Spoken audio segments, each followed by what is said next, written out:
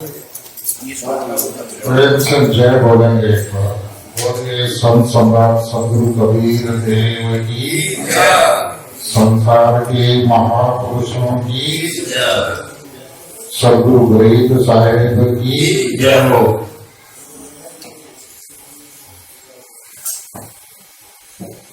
जैसा कि आप लोगों को विदित है, प्रत्येक वर्ष की भांति इस कनकपुरा सदगुरु कबीर निर्णय मंदिर में यहाँ के संत और आश्रम के संचालक आदरणीय संत श्री पुष्पेंद्र साहिब जी, करीब साहिब की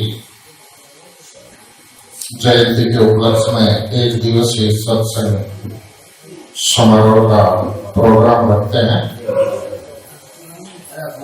इसके लिए हम संत श्री पुष्पेंद्र साहिब के आभारी हैं और आशा करते हैं कि भविष्य में ऐसे ही हमारे ऊपर दया करते रहेंगे। अब तक आप पूजनीय संत समाज, सत्संग प्रेमी सज्जनों, प्यारे बच्चों,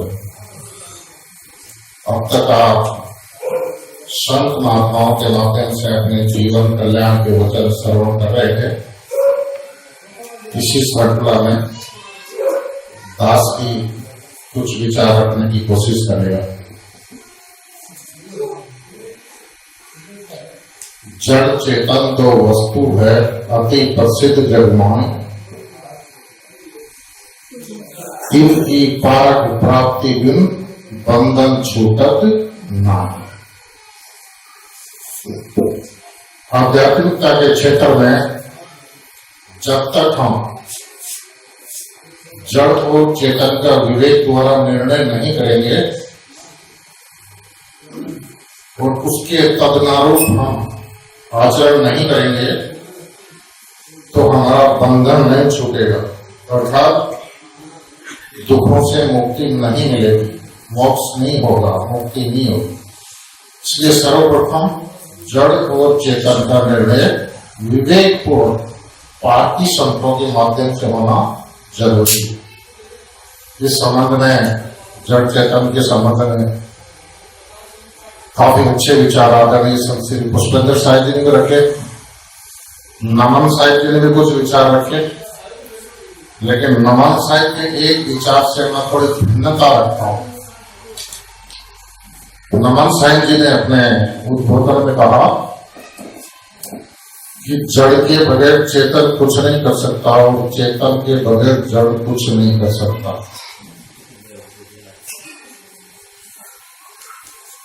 तो जड़ चेतन का संयोग जो संबंध है वही जीव है। इसके अलावा जड़ संस्कृति भी हो, जड़ चेतनात्मक संस्कृति भी है। जड़ चेतनात्मक संस्कृति है जैसे सारे जीव चारों खाने होंगे और जड़ के द्वारा निर्मित, जैसे मकान बना दिया, कोई पुल बना दिया, सड़क बना दी, प्रकृति नहीं बना सकते। क्या एक होती है जड़ सृष्टि, नदियों का चलना, पहाड़ों का बनना, पेड़ पौधों का उगना और विनष्ट होना, ऋतुओं का परिवर्तन, भूकंप का आना, ये सब जड़ सृष्टि है। सपोज कीजिए, मान लीजिए कि इस सृष्टि के ऊपर सब जो जीव हैं उनकी मुक्ति हो गई, मोक्ष हो गया, एक भी जीव नहीं है शरीर के अंदर, तो ऐसी परिस्थिति के अंदर भी बारिश होती रहेगी, जंगल रहेगा, नदियां चलती रहेगी, ऋतुओं का परिवर्तन होगा। इसलिए इसके अंदर चेतन का कोई व्यवधान नहीं है, जड़ सृष्टि के अंदर। इतना मैं थोड़ा भेद विचार रखता हूं। और यदि सब जीवों का मोक्ष हो गया और सिर्फ जड़ प्रकृति रही तो ऐसा भविष्य के अंदर हो सकता है या नहीं हो सकता है, ये कबीर साहब की पूरी यूनिवर्सिटी बैठी है, कबीर साहब का चलता फिरता विश्वविद्यालय। अभी आज के सभा के संत श्री वैराग साहब के उद्बोधन अभी बाकी है। मैं निवेदन करूंगा कि क्या ऐसी स्थिति को इससे न आ सकती है कि सभी जीवों की मुक्ति हो जाए और सिर्फ ये जड़ संस्कृति चले, वो निर्णय करेंगे। क्योंकि कबीर साहब की यूनिवर्सिटी में निर्णय नहीं होगा तो कहीं होगा भी नहीं। तो मैं आता हूं मेरे साथी के ऊपर, जड़ और चेतन दो वस्तु इस जगत के अंदर, ये दो वस्तु ही है, इसके अलावा दूसरी नहीं। जड़ अर्थात पृथ्वी, जल, वायु और अग्नि, ये जड़ पदार्थ है। खुद को नहीं जानते, दूसरे को नहीं जानते। इनका रूप परिवर्तन होता रहता है, अनादिकाल से हो रहा, आगाम काल तक होता रहेगा। चेतन का कोई डिस्टर्बेंस नहीं है इसमें। और चेतन चारों खानियों के जीव, हम बैठे हैं सब जीव, ये चेतन जीव खुद को भी जानता है और दूसरे को भी जानता है। ये मोटी मोटी इनका डेफिनेशन हो गया, परिभाषा हो गई। और ये दो सौ और पर सता, ये दो सताएं हैं इस जगत के अंदर, इनके अलावा तीसरी चीज नहीं है। आकाश को कई लोग तत्व मानते हैं, वो वैक्यूम है, खाली है, होल है, वैक्यूम है, खालिस्तान है, ऐसा बोला जा सकता है। ज्यादातर हम जड़ पांच तत्व बोलते हैं, शब्दचारी मानते हैं खाली है, और वास्तविकता भी यही है। और पंडित लोग जो शब्द गुण है वो आकाश के ऊपर लाभ देते हैं, ये भी विवेकहीनता है। स्पर्श और शब्द गुण है वो वायु का है, आकाश का नहीं। क्योंकि तत्व नहीं है तो उसका गुण कहां से आएगा? गुण और गुण का समवाय संबंध होता है। इसलिए हम अनादिकाल से परवाह रूप से ये हमारा शरीर चलता आ रहा है। हमारा शरीर है, हम शरीर में है तो इससे कर्म होते हैं, शरीर से कर्म, वासना, और वासना से फिर शरीर। तो ये अनवर्त रूप से ये श्रृंखला अनादिकाल से चली आ रही है। तो इस श्रृंखला को हमें तोड़ना है, ये मुक्ति है। जैसे बीज है, बीज से वृक्ष और वृक्ष से बीज। अब कोई कहेगा पहले वृक्ष या पहले बीज, कुछ लोग कहेंगे पहले वृक्ष, कुछ लोग कहेंगे बीज।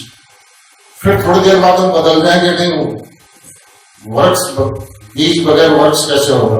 फिर बदल जाएंगे, नहीं वृक्ष। तो ये अस्तर बुद्धि वाले जिनको विवेक नहीं होता वो ऐसे बोलते हैं। ये बीज और वृक्ष सदा से हैं, इनमें पहले आगे वाली कोई बात नहीं है। इसलिए अगर बीज को सड़ा दिया जाए, गला दिया जाए, जला दिया जाए तो फिर वो उगेगा नहीं। जैसे दाढ़ी और घोंगड़ा बनाते हैं हम, चने का और जौ का, उनको सेक तो दाढ़ी घोंगड़ा हो जाएगा, उसको खाएंगे तो बहुत टेस्टी होंगे। खेत में हम बोएंगे तो उनका अंकुरण नहीं होगा, वो उग नहीं सकते, अंकुरण शक्ति उनकी खत्म हो जाएगी। इसी प्रकार अनादिकाल से इस अनवर्त रूप से हम शरीर में आ रहे हैं, जा रहे हैं विभिन्न योनियों में। यदि श्रृंखला को तोड़ दे, शरीर से कर्म और फिर कर्म वासना से फिर शरीर, तो ये जो वासना बीज है, मोह बीज है, शरीर में रहते रहते हम तोड़ दें तो फिर हमारा जन्म नहीं होगा। ये चेतन जड़ से अलग हो जाएगा, ये श्रृंखला टूट जाएगी, अपनी सत्ता के अंदर स्थित हो जाएगा चेतन। और शरीर के अंदर तो कौन सुखी है? कोई सुखी नहीं है। संत महात्मा है जो स्वरूप अपने स्वरूप स्थिति में भी, अपने मस्ती में भी मग्न है, तो शरीर की व्याधि तो प्रारब्ध दोष उनको भी तो आ सकती है ना। इसलिए शरीर के अंदर हम शरीर में आ गए, हमारे पाप से आ गए, इसमें कोई सुख नहीं है। इसलिए इसीलिए हम साधना करते हैं कि दोबारा न रहे बांस और न बजे बांसुरी, शरीर में आए नहीं। अनादिकाल से जो पछड़ा है ये दुख का, इससे हम छूट जाए, इसी के लिए हम साधना करते हैं। तो जब तक जड़ और चेतन का पालक बोध नहीं होगा तब तक हमारे बंधन नहीं छूटेंगे। बंधन नहीं छूटेंगे तो हमें शांति नहीं मिलेगी, दुख दूर नहीं होंगे, अपनी स्थिति नहीं होंगे। और ये जो जन्म जन्म की जो श्रृंखला है वो टूटेगी नहीं। इसके लिए हम सबको प्रयास करना चाहिए। इसके लिए सेवा, स्वाध्याय, संत महात्मा द्वारा बताए गए ध्यान साधना, सत्संग इत्यादि का हमें सहारा लेना चाहिए। अपने अपने जो काम करते हैं, कर्म करते हैं, करते रहें।